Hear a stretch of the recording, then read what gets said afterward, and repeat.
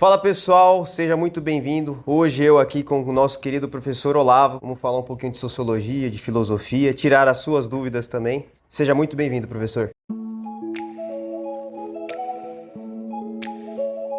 Valeu, um prazer aí poder participar desse quadro, tentar esclarecer ou confundir algumas coisas, né? Olavo, hoje em dia tá muito na moda, inclusive nos Reels, no Instagram, o pessoal tem assistido muito conteúdos que estão relacionados ao estoicismo. Tá certo? O estoicismo não nasceu ontem, já tem um tempo ali, remonta ali a Grécia, Roma e assim por diante. O estoicismo é válido para um aluno do pré-vestibular? O estoicismo é válido, né? Independente da situação de vida, né? Ele não deve ser interpretado como algo que tem um momento exclusivo, né? Ou uma fase exclusiva ou uma idade exclusiva, né? O estoicismo está dentro de uma vertente da filosofia que temporalmente a gente ainda enquadra na filosofia antiga, no que a gente chama de filosofia helenística, né? E que foi chamado, dentre outras escolas, junto com o epicurismo, junto com o cinismo, o ceticismo, né? De filosofia da alma. Ela é produzida num contexto diferente das filosofias socrático-platônicas. Então, o contexto é diferente, mas fala-se de algo em comum que é a felicidade, né? Ou que os gregos chamavam de eudaimonia. Então o estoicismo é uma, digamos assim, ainda que esse termo, né, conceitualmente seja um pouco problemático, né, uma filosofia de vida, né, independente da fase que a pessoa está. Pode servir como referência para lidar com algumas questões que a vida vai trazer necessariamente. E, Olavo, ainda seguindo nesse lance da vida boa, né? O estoicismo, ele, como você disse, ele traz um conjunto de, digamos, diretrizes que você pode seguir ali para possivelmente ter uma vida boa. Então, nesse sentido, como viver uma boa vida em um mundo imprevisível? Bom, primeiro que se eu for interpretar de acordo com o estoicismo, né? Essa imprevisibilidade é algo que eu já tenho que começar aceitando, né? Se a gente pega o estoicismo, ele é um pouco dividido em três fases, né? Duas mais antes de Cristo, uma mais pós-Cristo, mais ali uma presença de uma galera ali em Roma, principalmente, né? E assim, os autores talvez mais emblemáticos, né, são Marco Aurélio, Sêneca e Epiteto, né? E o Sêneca tem um livrinho chamado Sobre a Brevidade da Vida, se eu não me engano. Ali ele fala basicamente, ó, o presente é breve, o futuro é duvidoso, o passado é certo, né? Então, e por que o passado é certo e é importante? Porque sobre ele não atua o poder do destino. Então, a vida boa, que vai exigir também da pessoa uma mente quieta, né? Exigir no sentido de que se busca isso, né? Os estoicos, os epicuristas buscam o que eles consideram como ataraxia, né? Que é a felicidade, ela é entendida como um estado de ausência de perturbações. Então, a felicidade é o momento que a gente desfruta onde nada nos perturba, não que não existam coisas que nos possam perturbar, mas é como a gente vai lidar com essas coisas, né? O Sêneca fala, né, só uma mente que está aquietada consegue visitar o passado sem ser perturbado, porque as perturbações em grande medida estão lá, né? Agora, com relação ao futuro, ele é incerto, sempre vai ser. Por mais que a gente possa prever, a nossa previsão jamais é numa exatidão absoluta. Então, começa-se com uma aceitação, né? Essa é uma proposta também estoica, depois o Nietzsche retoma no que ele chama de amor fati, né? De amar o destino, né? O amor fati, mas não no sentido de destino que existe algo pronto para eu viver. Não, é do mundo e a vida como ela é. Se tem uma coisa da qual a gente não consegue decifrar com exatidão, é o futuro, né? Santo Agostinho vai brincar um pouco com isso também, né? O futuro não existe, o futuro é uma ilusão. O futuro é o tempo que não veio, se não veio não é tempo. Ele só existe na imaginação, ele só existe na abstração. Olavo, tem uma afirmação estoica, inclusive, que eu queria que você comentasse um pouquinho, que é justamente: se devo morrer, morrerei quando chegar a hora. Como, ao que me parece, ainda não é hora, vou comer porque estou com fome. É uma frase que dá bastante sentido também ao estoicismo, né? E você vê que existe algumas coisas nas quais aí se lida: a certeza da morte e o prazer em algo simples. Se eu jogo um pouco pro epicurismo, né, que felicidade vai estar associado com o prazer, mas existem certos tipos, digamos assim, mais adequados de prazeres, porque alguns podem nos levar ao desprazer. Isso a gente interpreta que existem coisas na vida que são simples e delas a gente pode explorar e tornar a vida melhor. Mas, por exemplo, se eu vou no Sêneca ou no Epiteto, né, os estoicos não interpretam a morte como um fim. Os estoicos interpretam a morte como uma mudança. né? Então ele vai dizer algo mais ou menos assim, acho que até o epiteto, né? A morte não é o ser atual indo em direção ao não ser, é o ser atual indo em direção ao não ser do ser atual. Ou seja, morrer não é deixar de ser, mas tornar-se algo que você não é. É tornar algo diferente daquilo que você é. Porque os estoicos, cara, interpretam que o universo, que em grego eles chamam de cosmos, né? Ele é algo racional, ordenado, harmônico, consciente, inteligente, mas ele não pode ser confundido com uma visão cristã, né? Onde um ser racional ele é individualizado, ele é personalizado. Não, eu estou falando da natureza como um todo integrado e imanente. Então, para os estoicos, né, se nós somos seres racionais e o universo é dotado dessa racionalidade, a gente consegue compreender o universo. E uma vez que a gente está inserido nesse universo, a gente deve viver de acordo com ele e não ele de acordo com nós. Que é o que vai acontecer na filosofia moderna, essa ideia de que o saber é poder, essa ideia de que o conhecimento é capaz de controlar. Não, a gente, em prol de tudo isso aqui, a gente não é nada. Mas esse não ser nada não significa que a gente é um lixo, que a gente não tem significado. Mas é que existe uma ilusão de controle sobre as coisas, quando na realidade são as coisas que controlam a nossa vida. Sem que necessariamente elas tenham um direcionamento claro, vai para cá, vai para lá. Não é exatamente assim. Mas é muito diferente do que a modernidade vai trazer, né, e que a sociologia, a filosofia tanto vão criticar posteriormente, que vai ser transmitido para nós, que existe uma capacidade de compreender o cosmos para dominá-lo e não para viver de acordo com ele.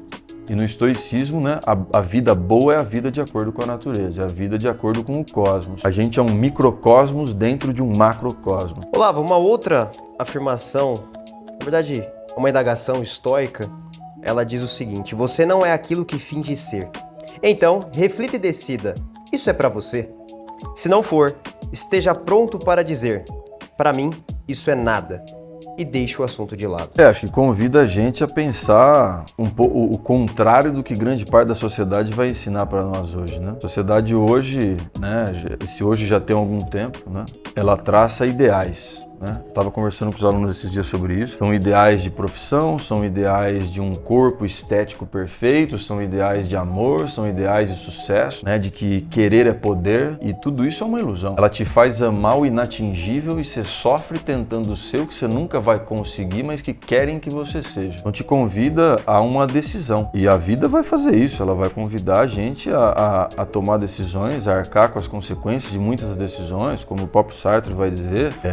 Grande parte daquilo que eu vou ser derivam das minhas escolhas, mas não que eu tenha controle sobre todas elas. A gente sofre influência do meio externo. Na minha humilde concepção, né, a vida sempre convida a gente a refletir sobre aquilo que querem que eu seja e aquilo que eu sou e o que eu quero ser. Acho que é um conflito contínuo. Mas eu posso estar sendo muito pessimista, né? Para mim é uma sociedade extremamente adoecida nesse ponto, de ensinar pra gente em todas as instituições, tá, cara? Todas, inclusive na escola, no sistema educacional, né, na sociedade de maneira geral, na mídia, de que existe um ideal a ser alcançado, né? E o próprio Nietzsche, né, diz, ele fala assim, quando Nietzsche está fazendo uma crítica ali ao cristianismo, então ele fala, em nome do céu nega-se a terra, né? Quando a gente ama o ideal, a gente nega o real. Isso que querem que eu seja é o ideal de alguém que não é o meu. E eu vou ficar lutando para atingir o que o outro quer e não eu.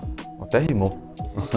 Então acho que é um convite a uma reflexão com relação a essa imposição da vida mesmo. Você acredita que os alunos eles deveriam ter um momento de quietude e refletir? Será que é realmente este o curso que eu quero fazer?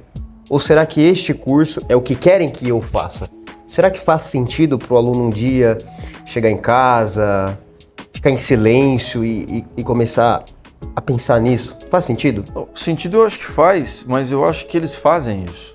A gente faz isso, inclusive na profissão. A questão é o quanto eles reconhecem que eles fazem isso, né? E o quanto eles se permitem fazer isso. Porque existe uma pressão muito grande para determinados cursos, de novo, para determinados ideais. Agora, como alguém que dá aula de filosofia e sociologia, é óbvio que a gente ama a reflexão, mas a gente tem que tomar cuidado também, né? Pensar demais, às vezes, é viver de menos. Então tem que tomar cuidado, porque refletir é lindo, é maravilhoso, e a vida vai convidar, a vida vai forçar, né? Mas tem que buscar. Mas a gente também, como Aristóteles dizia, a gente tem que buscar um equilíbrio, né? Eu sei que é fácil falar, é complicado fazer, mas inclusive para reflexão, né? Acho que se o aluno é convidado a essa reflexão, se ele já pensa, né, é isso que eu quero ou não, é porque ele já não sabe se é o que ele quer. Né? Exatamente. Então, ele mesmo já está se vendo numa situação de alguém que precisa pensar de fato. Só que óbvio que, por mais que a decisão seja tomada, né, mais do que ser tomada, ela tem que ser vivida. E é ali que vai perceber de fato se identifica, se não se identifica, se era aquilo mesmo, se não era, né? Eu costumo dizer também, cara, que a universidade, que para mim é o espaço mais maravilhoso que existe, ela não diz respeito só ao curso, mas ao espaço em si. Todo curso ele é muito introdutório no começo, ele demora para você mergulhar nele, né? Geralmente o mergulho acontece no terceiro ano, que é o ano que você entra de cabeça no curso mesmo, né? Eu acho que o ideal também, eu sempre falo também para os alunos, o máximo que você puder ter de contato com o curso, com a universidade que você quer, de contato direto, né? Mas, pô, tem como garantir plenamente? Nunca. Nunca tem, e acho que essa, por mais que seja angustiante, é a beleza da vida. É como Freud vai dizer, o Lacan vai dizendo, para a psicanálise, o grande problema da vida é que sempre falta alguma coisa. E a gente vai tentar preencher, mas sempre vai faltar. Então, a certeza plena só existe no idealismo, só existe no ideal. Olavo, caminhando aqui para o nosso bate-papo, no encerramento do nosso bate-papo aqui sobre estoicismo, tem uma última afirmação, estoica inclusive, que eu queria ler para você, eu queria que você comentasse. Não espere que o mundo seja como você deseja, mas sim como ele realmente é. Dessa forma, você terá uma vida tranquila. É possível ter uma vida tranquila? Pô, cara, hoje é difícil. A filosofia, acho que assim, tanto Platão, né, quando a gente sai da filosofia socrático-platônica para os estoicos ou para os helenísticos, né, existe um convite a uma reflexão que é a felicidade, né, ela é um desejo do indivíduo, mas que depende de condições externas, ou a felicidade é um desejo do indivíduo que não necessariamente depende de condições externas. Isso está muito associado ao contexto do estoicismo, porque a filosofia helenística ela vem num momento em que a Grécia foi dominada pelos macedônicos, depois do Império Romano, enfim, mas não existe mais a polis, não existe mais a reflexão sobre a cidade, o coletivo.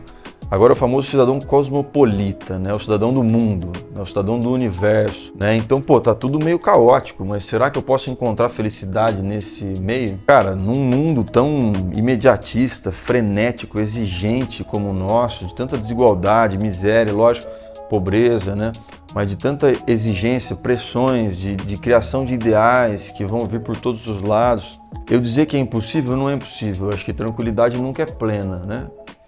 De novo, a gente é convidado a lidar com esse problema, né? Eu volto à psicanálise, ainda que eu não seja psicanalista, tá? Eu faço curso, estudo, mas ontem mesmo um professor meu falou assim, ó, o amadurecimento, o crescimento não é completar a falta. Se a vida é falta, se para nós o problema, a angústia é falta, o amadurecimento é você ir gradativamente sabendo lidar e se relacionar com a falta. Isso talvez possa te tranquilizar um pouco mais, mas é um processo tranquilo? Não. Então, eu acho que assim, eu fico muito preocupado, né, com relação ao futuro. As relações cada vez mais virtuais, relações cada vez mais fluidas, relações cada vez mais líquidas e de ideais. De ideais. A gente cada vez mais nega o real, a gente cada vez mais se distancia do real. Cara, aí é a minha opinião, tá? A minha opinião, nesse mundo virtual, não, ali não tem como ser tranquilo. Ali não existe tranquilidade, né? Ele pode ser usado, né? A gente pode usar muito bem. A tecnologia não tem índole moral, tá? A tecnologia não faz escolhas, tá? Ainda que talvez esteja quase lá. Mas assim, a tecnologia não decide, né? A tecnologia não é boa ou ruim. Ela deriva de como a gente vai usar. E a gente não tem ainda uma, digamos, educação virtual que pelo menos seria o desejável. Então essa tranquilidade, acho que ela está bastante distante, não que não seja possível. A filosofia pode ser um recurso, a terapia pode ser um recurso, o esporte, enfim, os prazeres, os lazeres, mas em contrapartida vem uma exigência para além de todas as condições objetivas, pobreza, miséria, desigualdade, que torna isso complicado, cara, complicado. Possível é. Eu me lembro de uma afirmação do meu avô, ele falava assim, ó, se a vida te der limões, faça uma limonada. Eu às vezes começo a pensar nisso, eu penso que isso daí é meio estoico, não é não? Parece, né? Parece, mas assim, você não pode entender, na minha concepção, O estoicismo ele não vai reafirmar de que querer é poder, tá? O estoicismo te convida a aceitar, não a fazer, de certa forma, né? É reconhecer o mundo como ele é e não a adaptar o mundo a mim. Eu brinco que eu morava com um amigo que reclamava muito, né, cara? Eu amo ele. Acho que eu também reclamo bastante. E eu falei, por que será que as pessoas reclamam tanto? Lógico, uma ingenuidade, mas é para além, de novo, para além de todas as adversidades que existem, né? E as pessoas têm direito e necessidade de reclamar, tá? Pobreza, opressão, desigualdade, miséria. E em grande medida, muitos de nós, no caso, esse era o caso ali que estava acontecendo entre nós, né? Se reclamava muito porque o mundo não era como se gostaria que fosse. Olhar para isso é difícil, né? Isso vai estar até um pouco Maquiavel, né? Maquiavel vai falar, ó, pensar política, né? Vamos deixar a idealização que os gregos fizeram da política de lado, vamos olhar a política pelo que ela é e não como gostaria que ela fosse. Ah, mas eu acho que desse jeito é ruim. Não, é ruim, mas é como ela é. Eu não estou nem dizendo que eu concordo com Maquiavel, tá? Mas é um convite ao real, de acordo com ele, né? Então acho que o estoicismo faz isso sem entender, tá? Que eu tenho um poder sobre as coisas. Não, eu estou submetido a elas, né? E aceitar o real, olhar para o real, putz, nunca é simples, nunca é fácil. Mas é transformador, isso eu não tenho a menor sombra de dúvida de que é transformador. E aí, você gostou? Sabe muito, não sabe? Olavo, muito obrigado pela sua participação, um prazer enorme conversar com você. A gente vai manter uma certa frequência, mas o professor Olavo tem uma agenda muito corrida, mas de vez em quando ele vai dar as caras aqui pelo canal da AV Academy. É corrida porque não é tão tranquilo, mas eu tento, beleza? Valeu, professor. Valeu, obrigado, mano.